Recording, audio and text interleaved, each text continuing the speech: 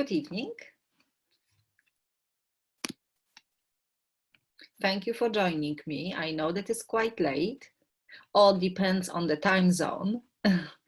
Okay, but thank you for joining me, and let's carry on with our chapter 11. Okay, that's you probably recognize that's the slide from the last slide from yesterday. Okay, the section 11.1, the sequences. And we remember I kind of say, oh, we will start at that point, and especially that 64. Okay, but let's see, I will come back to this, but let's solve this question and this. Okay, that's we have two nice formulas of the sequence, and let's find the convergence. Let's look at this one. Determine whether the sequence converges or diverges. If it converges, find the limit. That's we do have arc tangent of 2n. Okay, like just inverse tangent, arc tangent, and we have to find out how this function arc tangent behaves at infinity. 2n doesn't matter that we have 2n, we can have n, 2n, 3n, it's still infinity. That means, do you remember how the inverse tangent behaves at infinity? Do you remember the graph of inverse tangent? If I will put n, and of course a sub n. It's pi over 2, because we will have this horizontal asymptote, pi over 2, and negative pi over 2. And I will use the yellow, okay, just for the function. That means that's how the entire function, I can maybe say inverse tangent of x, okay? But now we do have like arc tangent or inverse tangent at 1, at 2, 3, 4, and so on. That means the dots are representing the sequence. But we can see they follow the same pattern, the same path. That means it's the same thing. Pi over 2. Okay, that's me. Please remember how inverse tangent behaves at a positive infinity. We will not even consider negative infinity because n is we're just looking at the positive numbers. Okay, that's mean this is one, and then we have another one. 1 plus 1 over n to the power of n. Okay. If we think that n is infinity, because we would like to check how this sequence behaves at infinity, we will have 1 over infinity, 1 over big number is a small number. That means it's 0, 1 to the power of infinity. And do you remember from section 6.8, this is indeterminate form. Okay, that means we will try to use, I will rewrite this in terms of x, just in case if some crazy mathematician will like watch me, 1 over x, just because I will use the L'Hopital rule. And we remember when we have n, we have dots, discontinuity. We can't really, theoretically, we can't differentiate. Okay, that means let's see. Maybe the answer will be 1, but we don't know. And it's a nice limit, okay, I can tell you. Or maybe you know the limit. No? Okay, we will get to this one. Okay, that's the power form, and we remember we will rewrite in terms of the e exponential function. I mean, I will copy my limit as x goes to the infinity, and I will rewrite as a e to the power of ln and my whole quantity, 1 plus 1 over x to the power of x. Limit as x goes to the infinity, that x I can place in front of the logarithmic. X times ln 1 over x. And one more thing, the whole limit, the x expression is placed in the exponent. That means I will just compute or I can use probably the blue color. We remember we did this in section 6.8. Limit as x goes to the infinity, x times natural log 1 plus 1 over x. And the final answer will be e to the power of that number. And let's focus on that limit. Okay? Limit as x goes to the infinity, x times natural log 1 plus x. X is infinity, 1 over infinity is 0, ln at 1 is 0. That's we do have infinity times 0. Okay? We have product, now we have the product indeterminate form. We will switch for the quotient because we remember only quotient will allow, we will be allowed to use the L'Hopital rule. Probably I will keep natural log function on the top because I can't really picture taking the reciprocal of this. And x, I will flip 1 over x. Now I have 0 over 0. 0 over 0, we will use the L'Hopital rule. Infinity, because we can't really think like which function grows faster. They are too complicated. Okay, derivative of logarithmic function ln of the quantity 1 plus 1 over x will be 1 over this quantity, and times derivative of this quantity, which is derivative of 1 is 0, derivative of 1 over x will be negative 1 over x squared. And denominator, derivative of 1 over x is negative 1 over x squared. Really nice, the same thing. I can cancel out. And let's see what we have. 1 over x, 1 over big number is 0. 1 plus 0 is 1, 1 over 1 is 1. Wow, the answer is 1. However, what is the final answer? Can you tell me? Because where shall I put that 1? Of course, I will place here, the final answer is E. And that's, yeah, that's the beauty about this limit. That means I can tell you limit as n goes to the infinity, 1 over n to the power of n. That's how the quantity E is defined. Okay, that means it's really worth to know this limit, because like just know that this is E, because you may have a time, of course, to go through this power form and exponential and L'Hopital rule, but it's just worth to remember.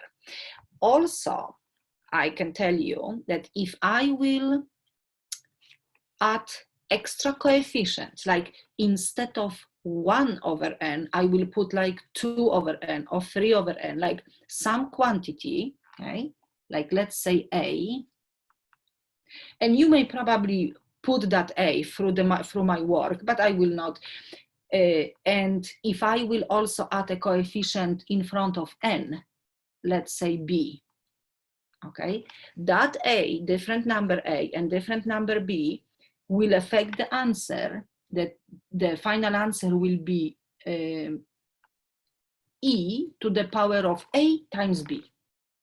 Okay, that means that's how we can automatically use these coefficients and have the answer. That means, for example, if I will ask you this limit, limit as n goes to the infinity, 1 over 3 over n to the power of 2n. Can you tell me what is the answer for this limit? I did put, it's e to the power of 6. That means it's really worth to know this limit. And let me ask you one more. I will trick you. Limit as n goes to the infinity, 1 minus 2 over n, n over 3. Let's see. Oh, we have to be header close. I like that you said negative, because we can see we have -2. Okay, I kind of like put the negative between the numbers, but it's -2, definitely -2. What is the B quantity? The B quantity is 1/3. That's mean -2. Yes, -2 times 1/3 will be -2/3. I think, Heather, you multiply 2, and but it's, yeah, it's, I know where the 6 come from. It's just the small, yeah. But we can see -2. That's what I wanted you to. Okay, that means just, yeah, it's a really important limit. You will see this limit a lot. And I think I have, yeah, that's what I was, yeah, I was like this. I was just writing this before the session. Okay, that means just, yeah, just to know this. Okay, that means I will switch slides. Oh, where's my, and I will stop sharing with you, but I will share this section. Okay. We will still come back to the 64. Okay. That means I really hope like we understand what sequence is. Yes, like you can, I hope you can type on the chat box. Do we understand what sequence is? Sequence is, you can say yes, or you can tell me what is. It's just the list of terms. Yeah, like for example, we may have, what sequence did we? We have actually nice sequence n plus 1.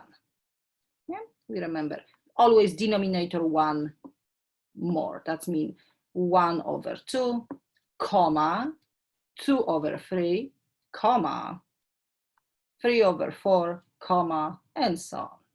Okay, that means I'm trying to make the accent, even if I have the accent, on commas. That means sequence is just simply the list of terms, one term, comma, another term, comma, and so on. Now, what is series? I don't know if I'm pronouncing this. Okay, what we will do now, we will take the terms of the sequence, okay, and we will add them together. That's the series, infinite series.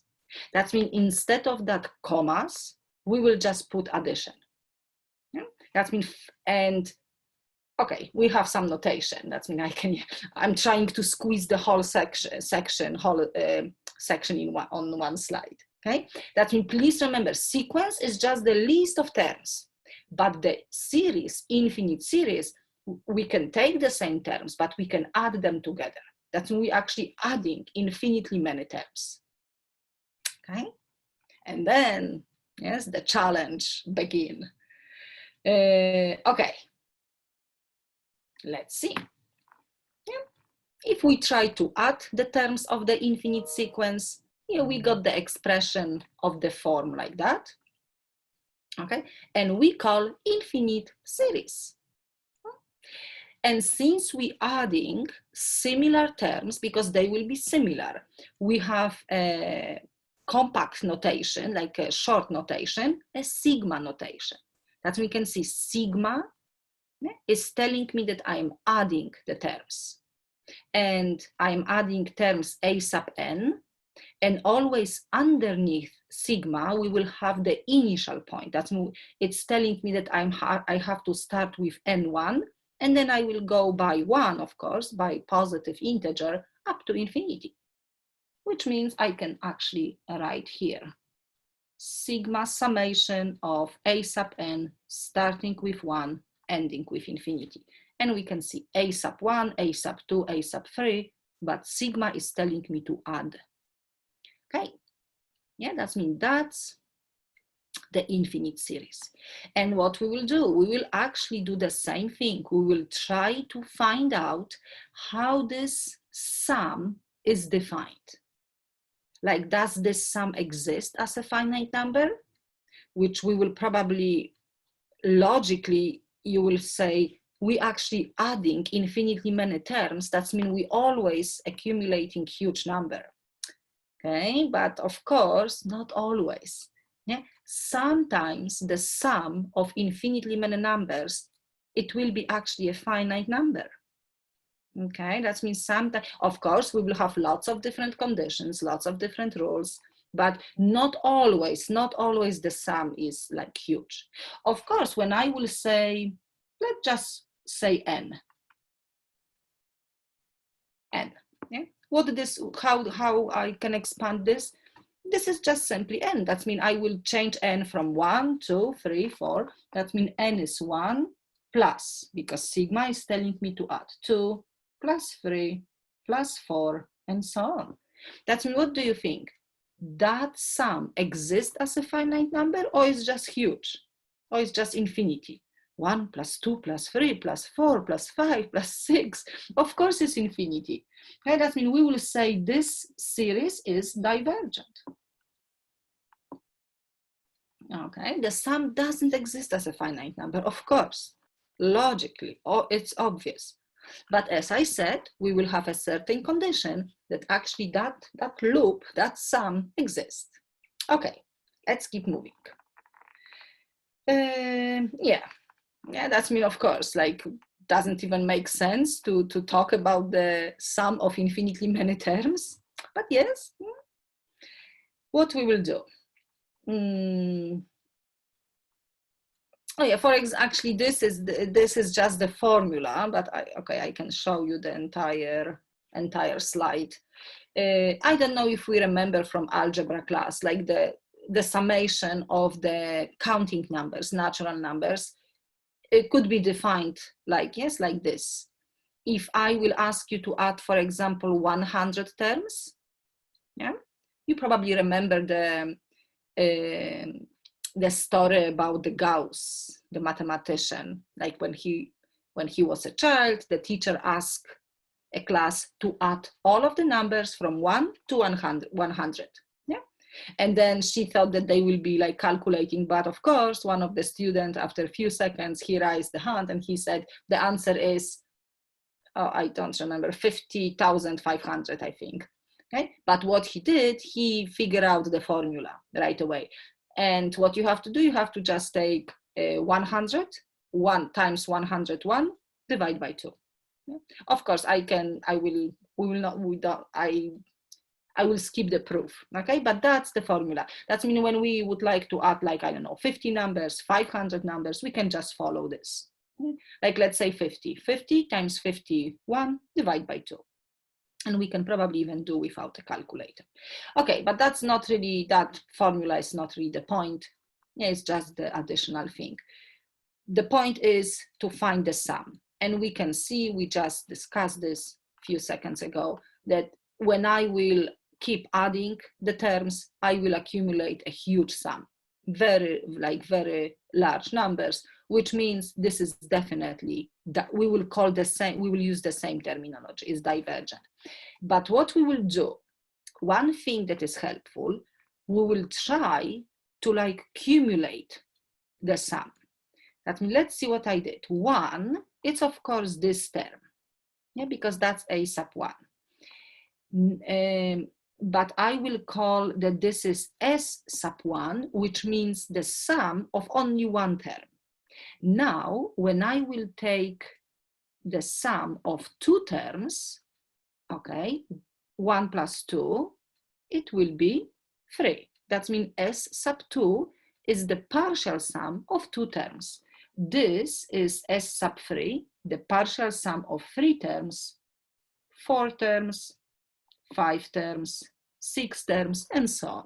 That we can see, because I'm keep adding another term, and I'm looking for my new numbers. And actually, theoretically, it's a new sequence. But I don't want to make so complicated. Okay, but we understand what this means. Is the partial sum of 2 terms, 3 terms, 4, and yeah, 10, 15, 21. It's getting, it's increasing without the bounds. It's infinity. And if it's infinity, it's divergent. Okay, but what is important? The partial sums. That's me. Let's look at this. Okay. That means we will create the partial sums. Okay. And when I add n terms, I will call S sub n. Okay. But what I have to do, I have to investigate how this S sub n, which means the addition of the n terms, behaves. Okay. And of course, behaves at infinity.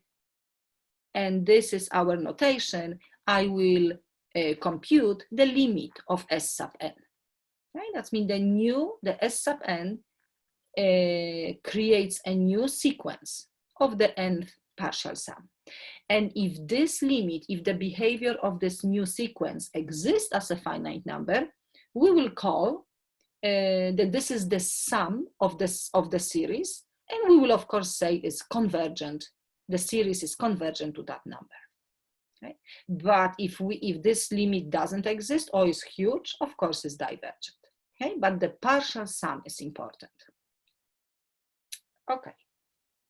Always when I introduce a new topic, it's lots of different terminology and we have to know how to navigate. Okay, let's see my next slide. Yeah, I see Andy is taking notes. Okay, good. Okay. Is somebody else has the camera on? No, everybody's hiding. It's okay. Maybe it's too late. Maybe you are in your pajamas. I don't know. It's still good. Any time to learn calculus is good. Okay, let's see what I have. Okay, that means this is again the summary page. If the new sequence of the partial sum S sub n is convergent, is convergent, then the limit, of course, exists as a finite number. Okay. Hang on, okay, we know the idea. If the limit exists as a finite number of the new sequence of the nth partial sum, then we can say that the infinite series is convergent. Okay? And we can actually say, you can even see this is, that adding infinitely many terms, we do have that sum. Yeah, and it is possible. I can definitely show you that we will keep adding the terms and still the whole sum, it's never gonna be greater than a certain number, okay? And this is the sigma notation, okay? That means S is the sum of the series, infinite series. S will be the sum of infinitely many terms. Of course, if this exists. If the number doesn't exist or is infinity, then we will call divergent. The same thing like for the sequences or improper integrals. Okay, so let's do one exercise. Oh, okay, still the summary page. The sum of the series is the limit of the sequence of the partial sum. I think it's the same thing. Yeah. And we know what limit means, like that the sum is getting closer and closer to a certain number. It's not exactly that number. That's how the whole concept, the whole theory behind limit means. Okay? And I just retype it again. So in order to find the sum of the infinite series, we have to find the limit of the sum of the partial sums. And this is the meaning. That's the, which actually, in order to find the limit, would be nice to properly define this partial sum. And let's see how we can do this. Okay, exercise number 1.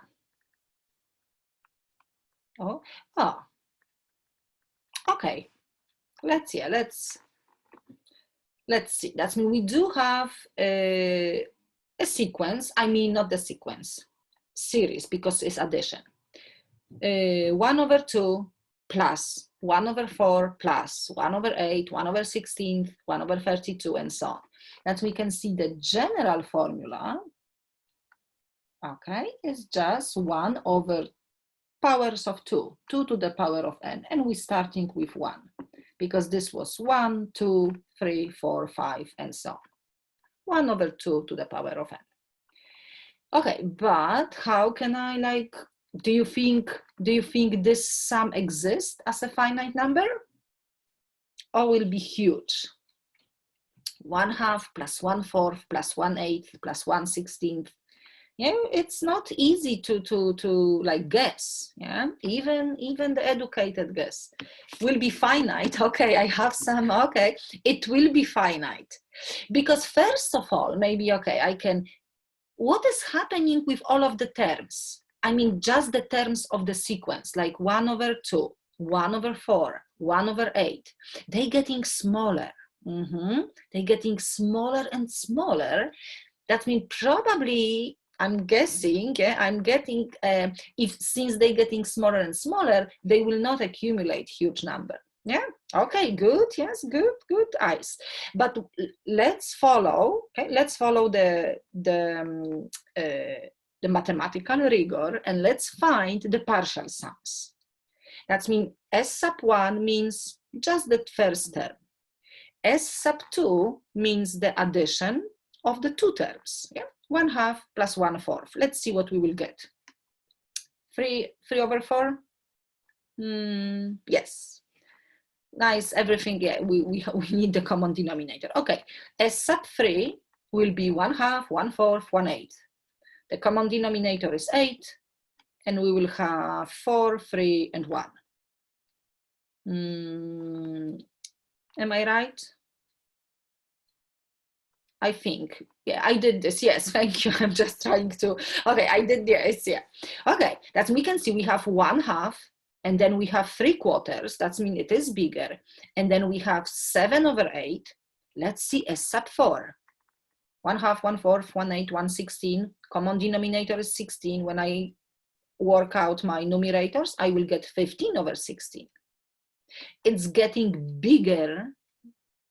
We can see the partial sums are getting bigger, but do you think the sum will get like infinity? We will accumulate huge number, or actually the sum 1/2, 3 over 4, 7 over 8, 15 over 16, it's actually approaching a certain number, of course. Yeah, it's approaching.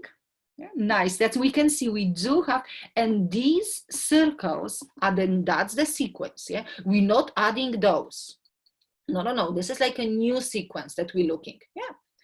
And do you see a pattern? Like, do you think we can get the formula for the partial sum? Like, this is 1 over 2, 3 over 4, 7 over 8, 15 over 16, like 2, 4, 8, 16, 32. What is happening in the denominator? Denominators. 2, 4, 8. It's double or it's powers? Oh yeah, okay, double. Yeah, okay. Which is powers of 2?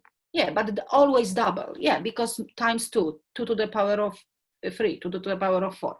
That means we can say it's 2 to the power of 1, 2 to the power of 2, 2 to the power of 3, and so on.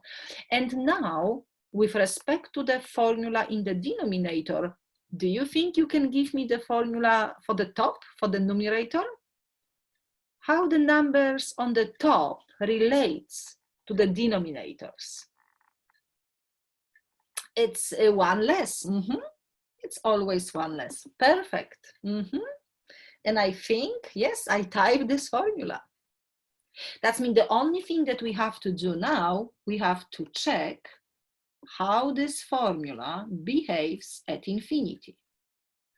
Do you think you know the limit 2n, I mean 2 to the n minus 1 over 2 to the n?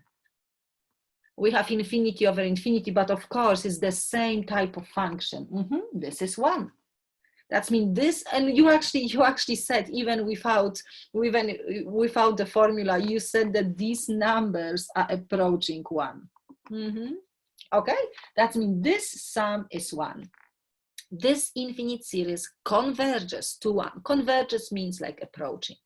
Yeah. Okay, that means this is nice, a nice way to solve it.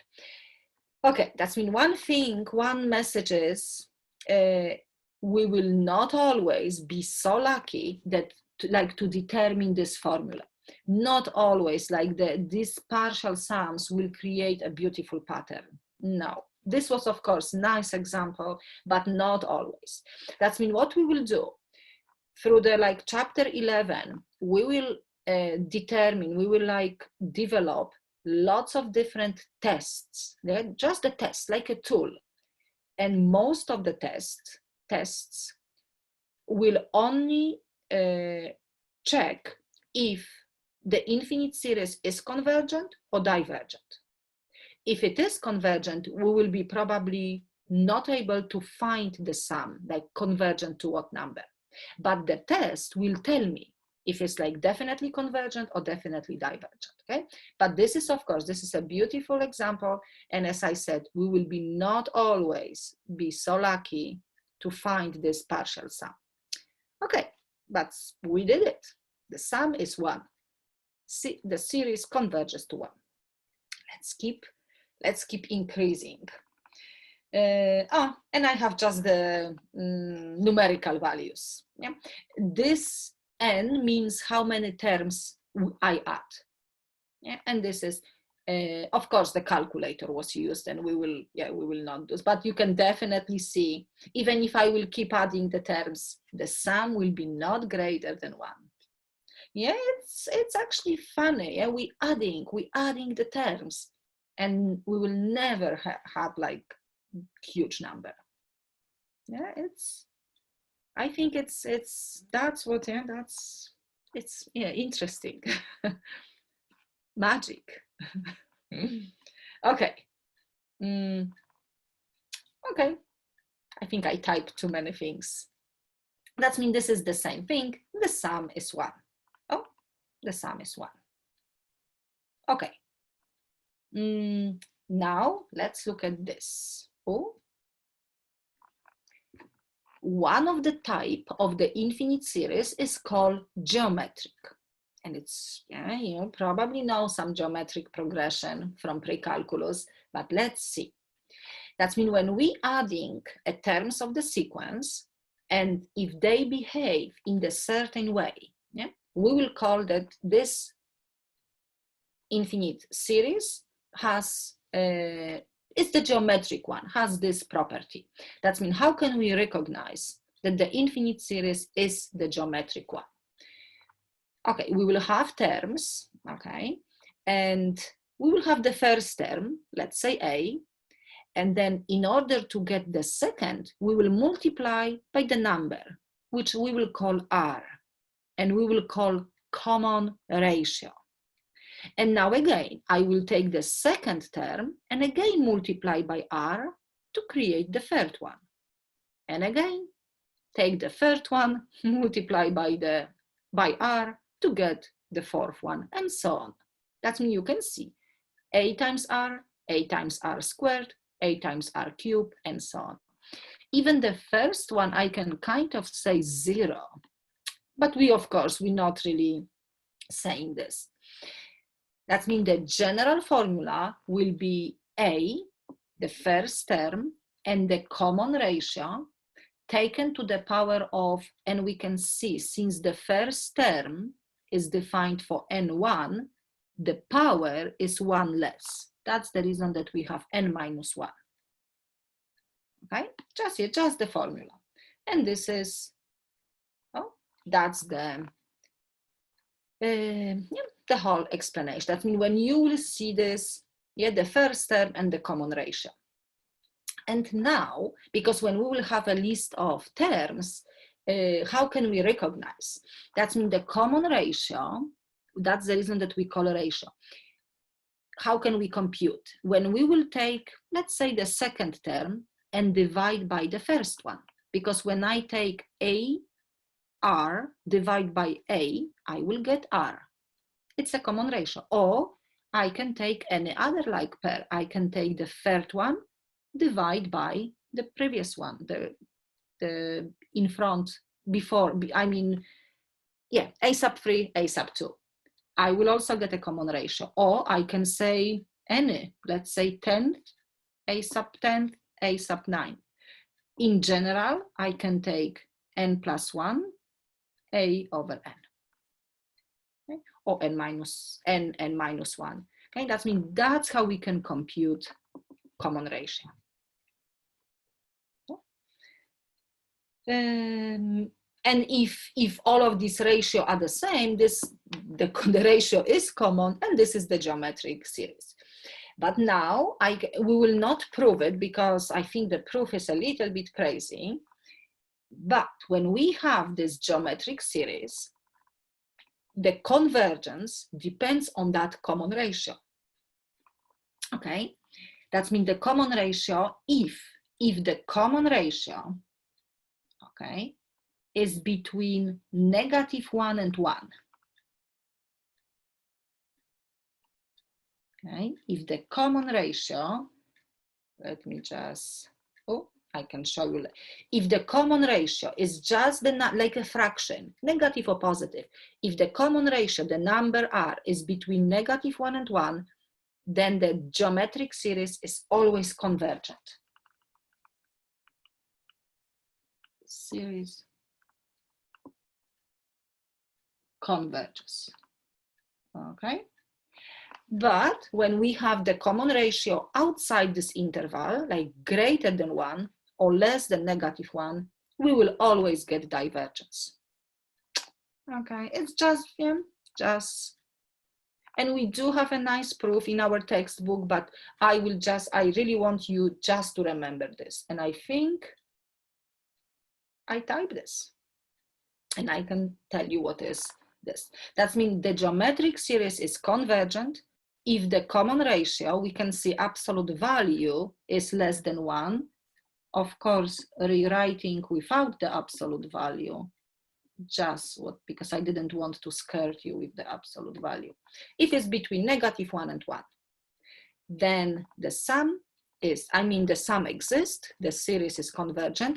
And actually what we have, we also really, that's the one special thing about the geometric series, we have actually the formula for the sum.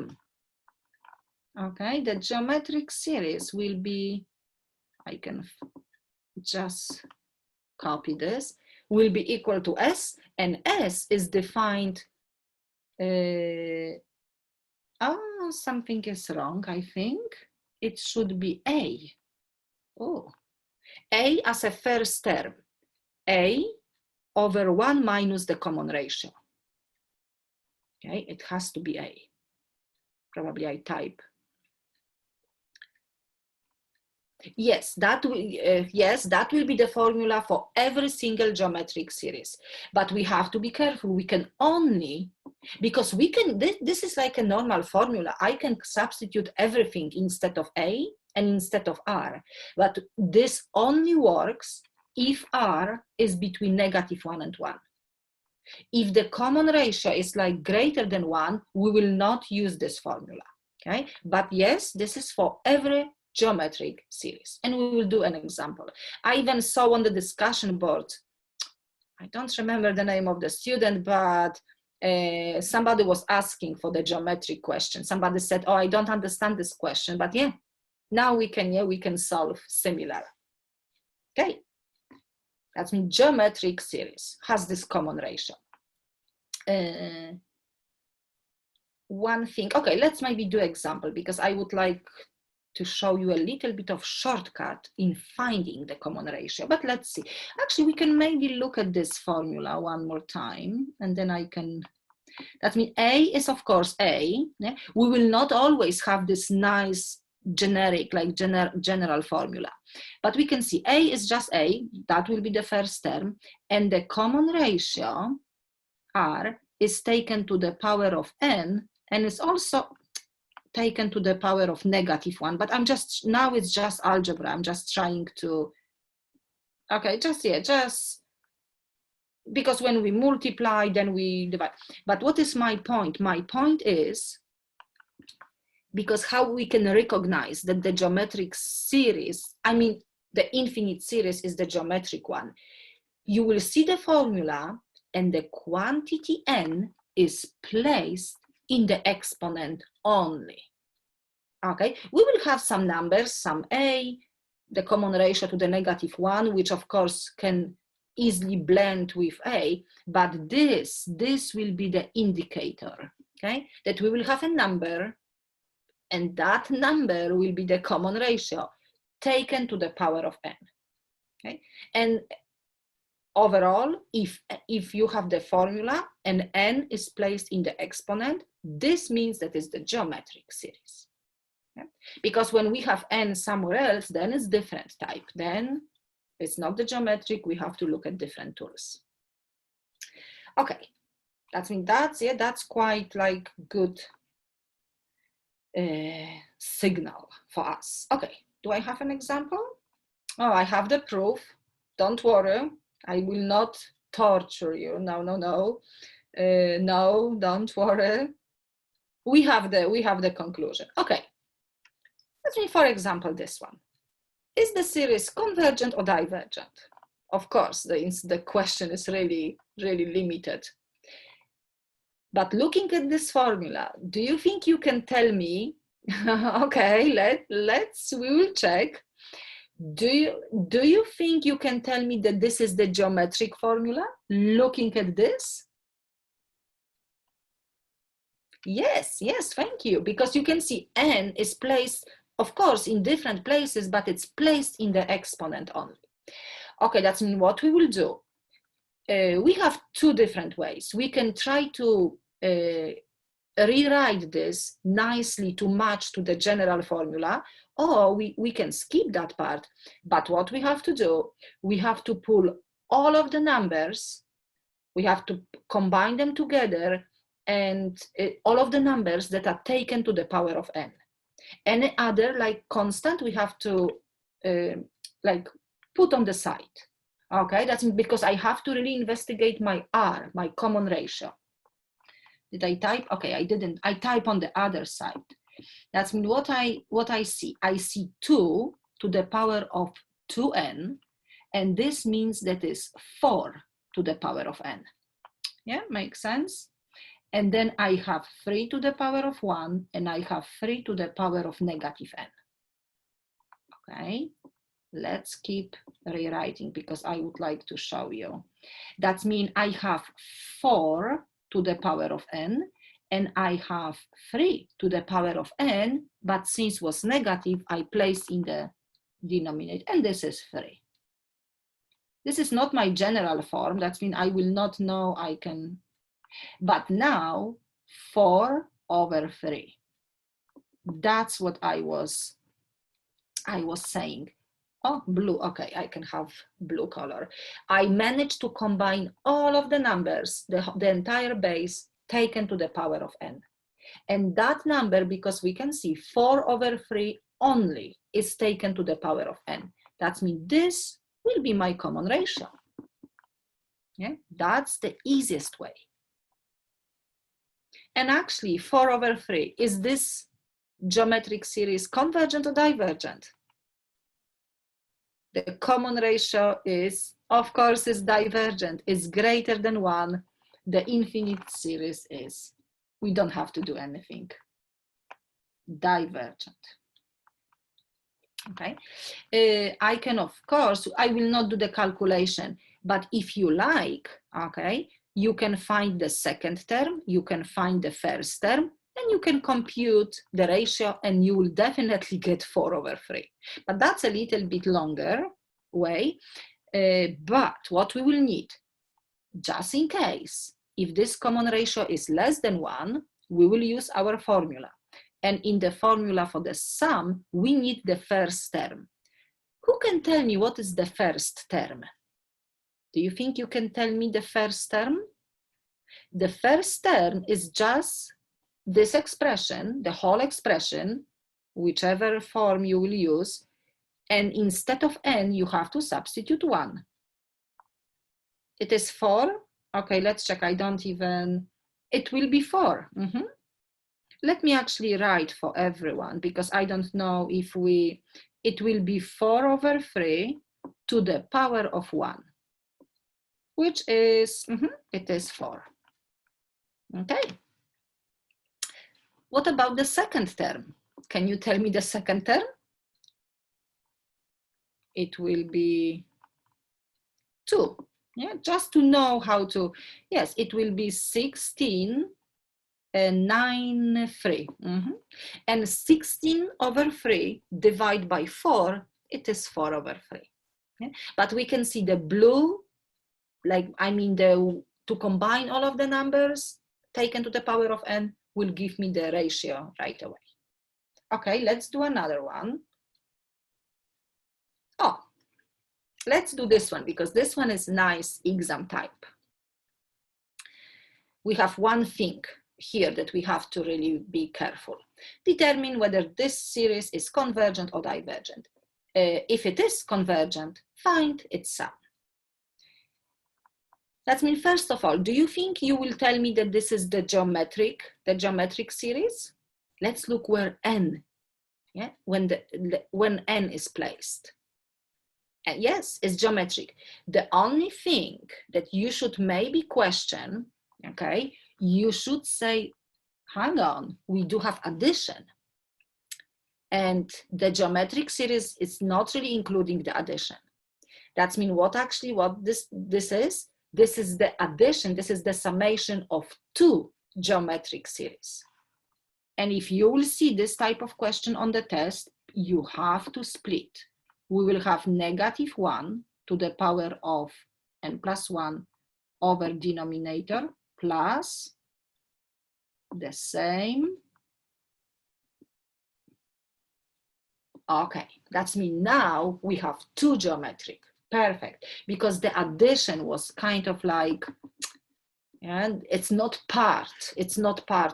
part of the exercise, but it's not part of the geometric like formula. Okay, that's, we have to take care of both. And we remember from the improper integrals, if only one is divergent, then the entire sum is divergent. Yeah, we don't care for the other, like even if it's the finite number. Okay. I don't know if maybe it's too fast, but do you think you can tell me the common ratio? What will be the common ratio for the first one? We have to find all of the quantities taken to the power of n and combine them like arithmetically. I will rewrite, of course, for you. Because I see -1 to the power of n, and I see -1 to the power of 1, and I see 3 to the power of n. And now when I combine the power n, I have -1 and 3. And this is just -1. It's okay, it's part of the formula. That's when we can see this. This is a common ratio. Yeah, because no other like exponent somewhere else. I combine all of the numbers. -1 was taken to the power of n, and 3 was taken to the power of n, but 3 is, yes, we have to keep it because it's just part of the summation. That's when we have to keep it. Probably each term will be negative. Oh, actually, they will alternate because if this is positive, this is negative. If this is negative, but yes, we have to keep that negative. It's just the extra coefficient. Yes, we have to. I know, looks weird, but we have to because was part of this. Okay, that's mean -1/3 actually is telling me that this geometric series is convergent. Yeah, if it's convergent, I can use my formula: a over 1 minus the common ratio. And a, of course, means a sub 1. And who can tell me what is a sub 1 for this formula? I mean, we can use any. You can substitute instead of n 1. 1/3, thank you. 1/3. We just substituting instead of n, thank you, Heather, thank you, Andy. 1.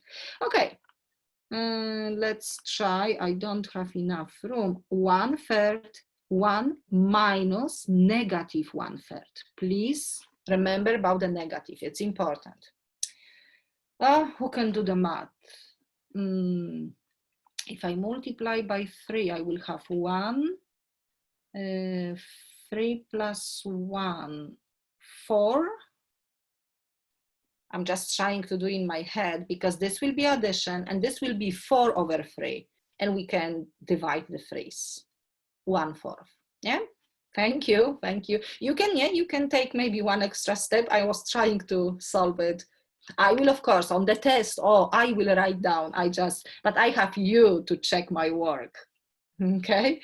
Okay. And let's take it, but this is still not the final answer, which it's not even the option. Good. We still have to add the other one. Who can tell me the common ratio for this one? Do you see right away what quantity is taken to the power of n? You probably see all of the numbers taken to the power of n. 2 and 3, 2/3. Yes, I can maybe use the space differently. I have 2 to the power of n, I have 3 to the power of n, but also we had 2 to the -1. Yeah, we can see because we adding. That means 2 to the n, 2 to the -1, and 3 to the n. And 2/3 is the common ratio. Also is less than 1. We can also use the summation. A sub 1, 1 minus the common ratio. 1 minus 2/3. And who can tell me what is the first term for this one? I can maybe write here. A sub 1. The first term is, we can substitute instead of n1. I'm just waiting for you. Yes, because it's 2 to the power of 0, which is 1/3. Okay, 1/3. Oh, what is this? 1/3 over 1/3. That's the nice number. But please tell me that I'm right. Okay, that means the final answer is 1/4 plus 1, which is this one. Yes, thank you. Okay, that's what we can say. It's kind of like, do we have to do almost the same job, the same concept twice? Yes, but it's yeah, because otherwise with this addition, we will be not able to find the common ratio and so on. Okay, that means I hope you will be okay with the geometric series. Okay. Oh, it's almost, yeah, and we still have few things, but as always, if I didn't finish the whole section, please check the short videos, okay? Because I don't want to keep you, but I will still keep you. No. Okay. We will skip this one. You can check the solution because it's also the geometric, yeah, but you can check the solution, but don't worry for this question. Don't worry for this one. And actually, let's skip this one. It's nice. It's another type. Okay, I can tell you it's another type, but we always cover this. This is called telescoping series. It's quite long, but I have to double check because it is in this section, but I heard from the math department that we may skip this, which I like it, but of course you will probably appreciate. That means let's skip it for now, okay? Let's skip it because they're changing everything. Okay, but we have to look at these two. Okay, that means not geometric, but no telescoping for now.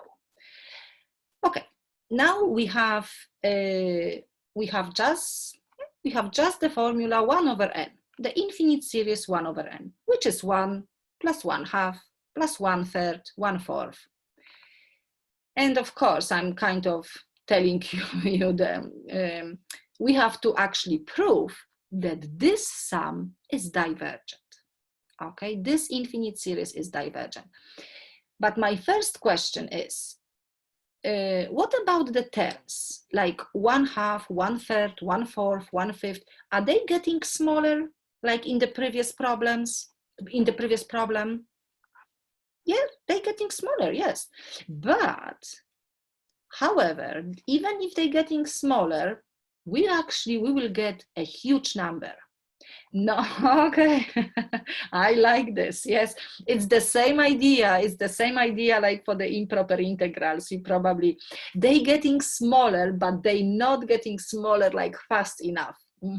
They getting like smaller really slow, and they will still accumulate. Like you probably remember, because it's similar. You remember the integral from 1 to infinity, 1 over x, and you remember the integral 1 over x squared. I think this one was 1 or 2, 1. And this was divergent, but 1 over x, do you remember? It's similar function. Yeah, it's hyperbola, but it's actually approaching 0, not fast enough. And this one was divergent. Divergent. Okay, that means it's something similar, 1 over n, 1 over x. But what I do also have, you don't have to take the notes, or you don't have to, we have to just remember that this formula, this infinite series is divergent. Okay, I did compute a partial sums, which means I will like add 1 plus 1/2. And then 1 plus 1/2 plus 1/3, 1 plus 1/2 plus 1/3, 1/4. And then we will see what numbers we're getting, but we will get a huge numbers. Let's look at, okay, I have on my, why I don't, right, okay, that means I can show you this. That means S sub 1 is just 1. S sub 2 is 1 plus 1/2. But then, in order to see better the numbers, because the denominator and everything, I skip S sub 3. I have S sub 4, and S sub 4 means 1, 1/2, 1/3, 1/4. But because of the not nice denominators, I kind of change 3 to 4.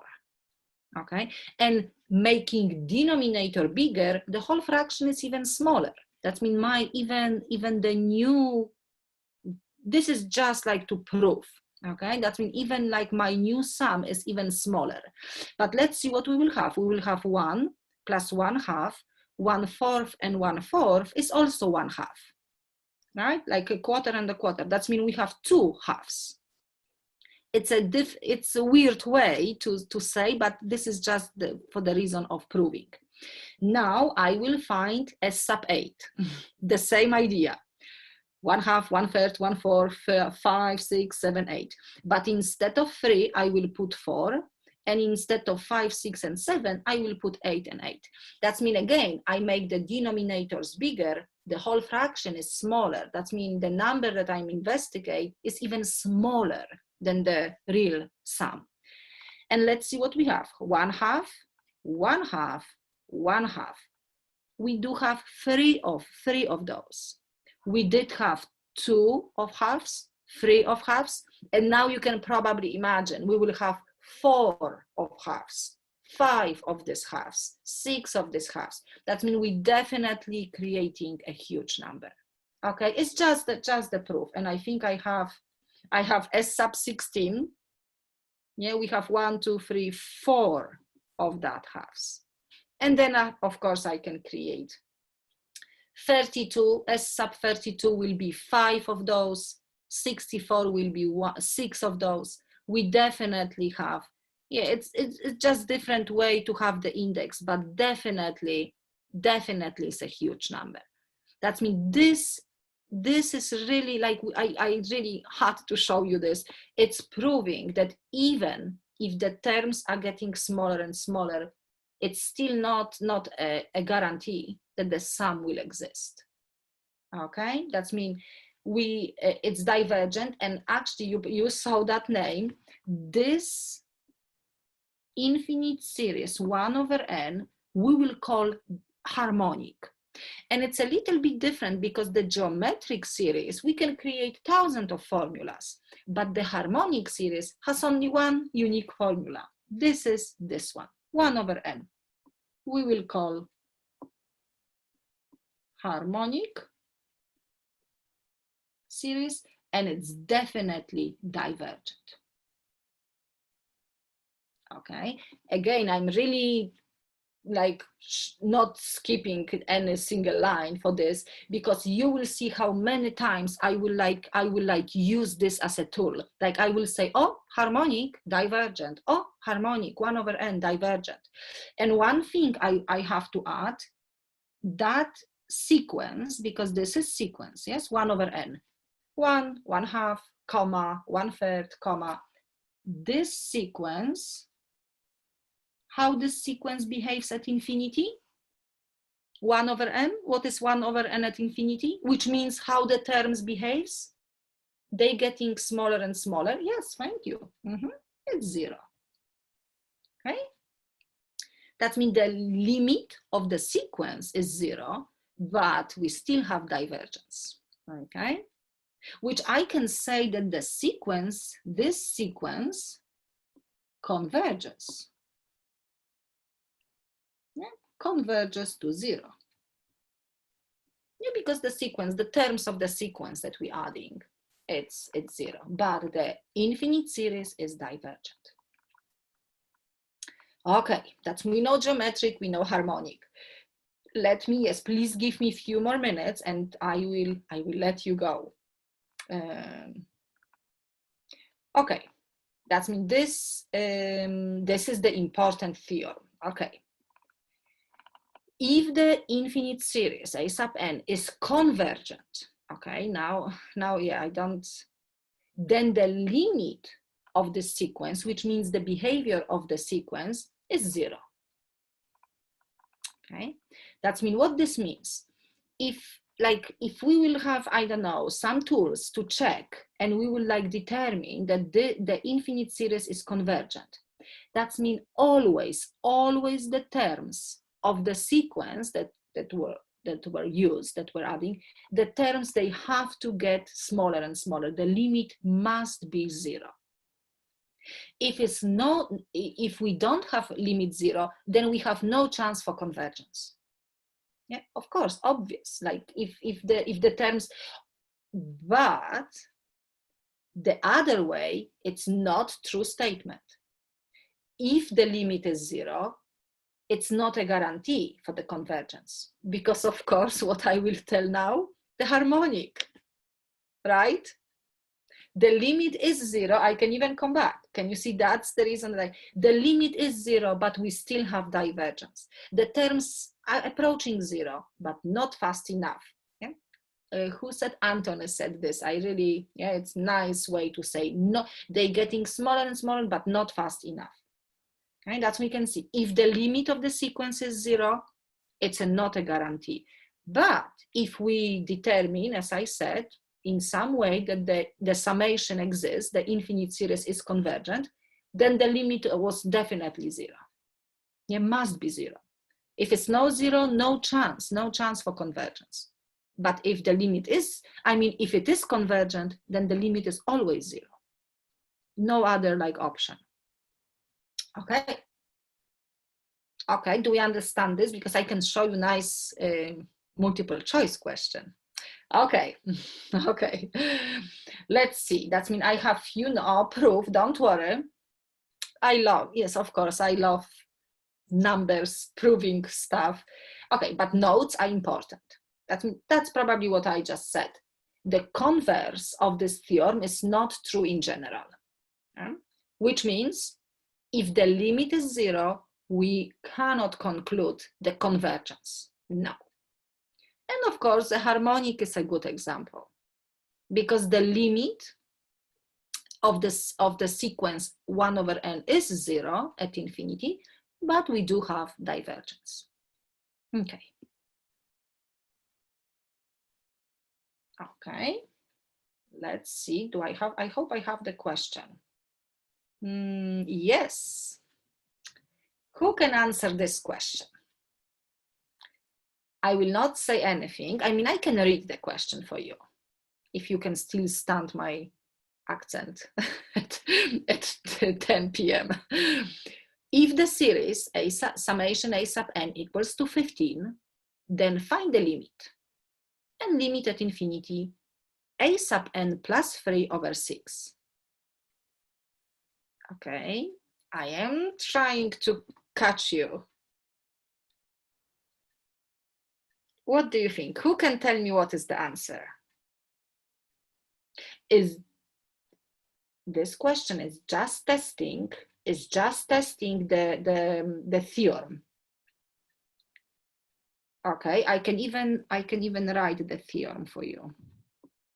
What was the if the infinite series is convergent, then the limit of the corresponding sequence at infinity is always 0. That means I'm only testing this. Okay, that's mean what I see, but okay, we have to be careful. I'm asking for different limit, not just a sub n. Okay, that's mean you answering, of course. Hang on, let me check what answers. Infinity is not a good answer. 0 is also not a good answer, but I understand why you're saying 0, because you're saying this. Okay, but you can see we have different numbers also. Hang on, but somebody said D. D is not a good answer. I can explain why D is not a good. Of course, D is the, yeah, D is the mean option. Okay, who can tell me the correct answer? Not 0, not infinity, not D. It is 1/2. Oh, Andy said 3, Remy said 1/2. The only, okay, you can see this, limit of a sub n is 0. That means this is just 0.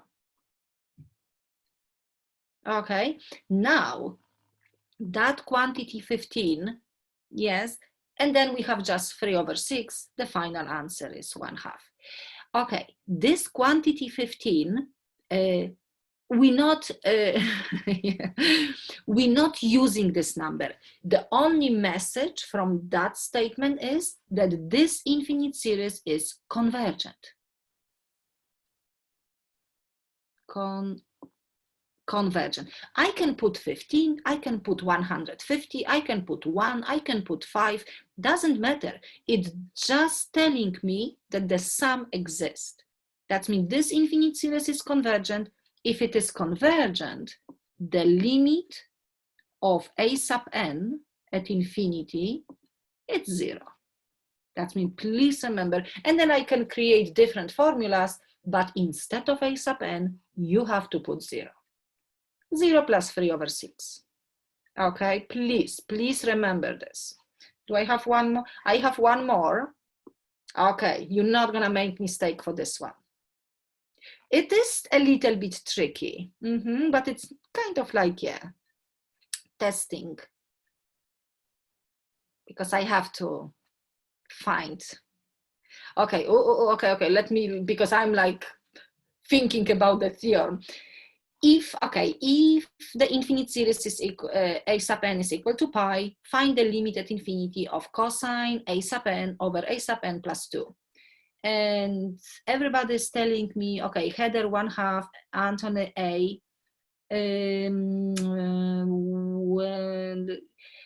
I'm just trying. Okay, let's think. I will not say, let's wait for more students. We're looking for this limit. Andy said 0, Remy 1/2. 0, why is 0? Okay, limit, this limit is 0. Okay, this limit is 0 because this is the message that the infinite series is convergent. We don't worry, I mean, we're not using that cosine at 0 is 1. Cosine at 0 is 1. Ah, you thought that is 0. I see. Oh, that's another, okay, no, that means it's actually good.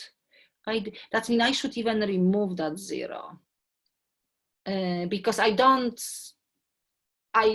theoretically, you can make some mistake related to this section. You shouldn't make the other mistakes. Okay, that means I don't know, no.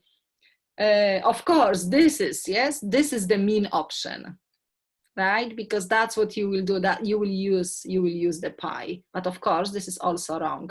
Yes, we will just put 0. Cosine at 0 is 1, and the final answer is 1/2. That means 1/2 was the correct answer. Okay, I will, Priya, if I type the same question for your excuse me, for your weekly quiz, I will remove 0 because but I will not remove the option B. Okay, that means please remember, if the infinite series is convergent, then the corresponding limit of the sequence is 0. Do we have, okay, let's see what we have, because I will definitely make some video, but I just want to, okay, that's we almost, I don't know, we almost done. This is just the note that when we talk about the infinite series, we always have the sequence itself that we adding the terms, and we may create a new sequence, the partial sum. Yeah, we know that. Okay, that's when we end the convergence. Let me check. Okay, that's what I want. That's me. Can you give me like 5 minutes? Because since I kind of confused you, I mean, I hope I didn't confuse you with the, yes, thank you. Because then we'll be good, like good wrap up talking about this limit. That means, as I said, do you remember? Yes, thank you very much. Do you remember what I said, that we will be not always lucky, like not always we will have the geometric series, not always we will have a nice formula for the partial sum, okay? But we still have to determine whether the infinite series is convergent or divergent. And what we will do, we will have tests, we will have our tools. And, oh, I didn't print, but you can probably check the next week, I can show you. We will collect lots of different tests, okay? And this is the first test, okay? And we have probably 7 or 8 of them. That means this is the first test, and it's called test for divergence. And as the name is suggesting, this test is only testing divergence. Because later we will be kind of like overwhelmed with all of this tests, and you will say, oh, this infinite series is convergent because of the test of divergence. We can't say like that. Of course, doesn't make sense.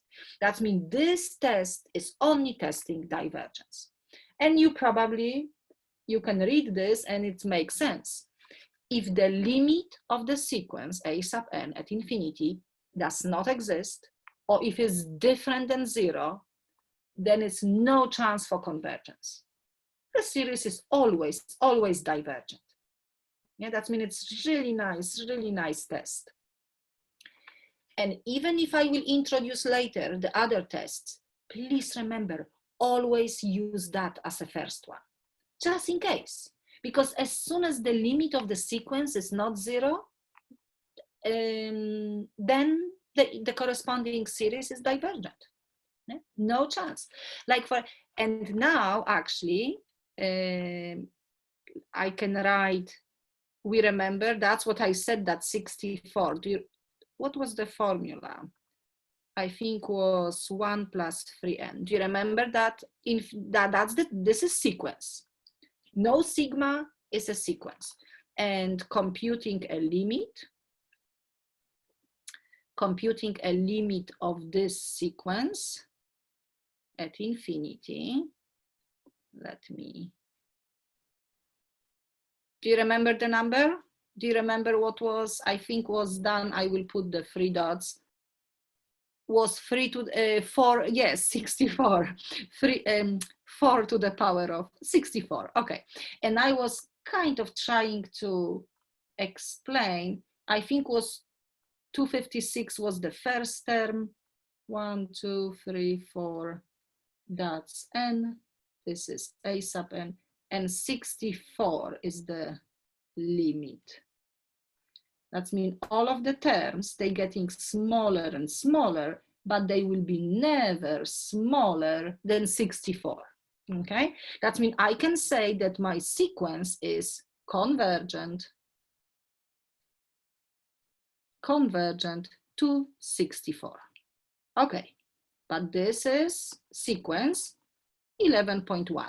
Now, I may ask you this question. Determine whether the infinite series is convergent or divergent. Get the same formula, nth root of 4 to the power of 1 plus 3n. And what do you think? Is this series convergent or divergent? Okay, convergent or divergent? Why is divergent? It's the correct answer. Because the limit, of course, if I take the formula just for the a sub n, and because I have to do actually that work. Yeah, I have to do this work. I have to check how the terms of the sequence behaves, and the limit is not 0. That means if the terms are not getting like smaller and smaller, I mean they're getting smaller and smaller, but they will be not smaller. They not approach 0. It's no chance. That means what this means like practically. If I will compute the first term, it will be 256. I don't remember the other terms. Do you remember? I think it was 150, 120. It's okay. I will. But I will have the terms. I will keep adding them, the first term, the second term, but eventually at infinity, all of the terms are almost like 64. That means what we can expect, right? Like 64 plus 64 plus 64. Of course, it's a huge number. That means this infinite series is divergent because the sequence is not 0. The limit of the sequence is not 0. That's we can see it's like huge number. I mean, we're not even writing infinity. We're just saying divergent. Okay, that means please remember sequence is convergent to 64, beautiful, huge number, but the corresponding series, of course, is divergent. Okay, and always, please always check this test as a first one. And let me see. Okay, this is the last question for tonight. Show that this series is also divergent. Why this is divergent? Do you think you can tell me? N squared over 5n squared plus 4. We have, that's the formula for the sequence, and limit. I know it's too late, but you're doing really well. 1 minute and we will be done. We always have to check the limit, how the sequence behaves. Can you tell me that limit? Yes, thank you. The limit is 1/5 because we can see n squared. The limit is different than 0. That means this infinite series is diverges, and we will say by test for divergence. Okay? Because again, all of the terms at infinity, they are almost like 1/5. And then we will be adding 1/5 plus 1/5 plus 1/5. That means sequence is convergent, but the series is divergent. And we will, because you will probably on the test, I will ask for the test. You always, when you say is divergent or convergent, we have to state the test. Test for divergence. And we will have the other tests next week. Okay, thank you very much. I think I cover everything. And let me clarify, we will not cover the telescoping series, the few slides that I will make sure that it's not on the test. And also on the homework assignment. Oh, I have to check. Okay, but no telescoping. I think we have enough. Okay, and I can tell you the chapter 11, it's quite heavy, but it's when you understand, like, it's so nice and everything will be It is long chapter, yes. We will have some material before, of course, also after the midterm too. Yeah. But it's nice. Okay, sequences, series, Fibonacci numbers. Yes, we all connected. Okay, thank you very much. And please, please type anything on the discussion. Yeah, I really like even if you like writing some answers, some questions, even you like putting your initial post. I really like to read everything. Okay, that's in. Please work on your discussion, on your homework, and if you have some question, you can always email me. Okay, and I will always help you always. Okay, yeah. Work on your sequences and series, and yes, have a good night. Thank you. Thank you very much. Thank you, Andy, for having the camera on. Okay, thank you, Heather. Thank you, everyone. Jacob, Remy, thank you. Josh.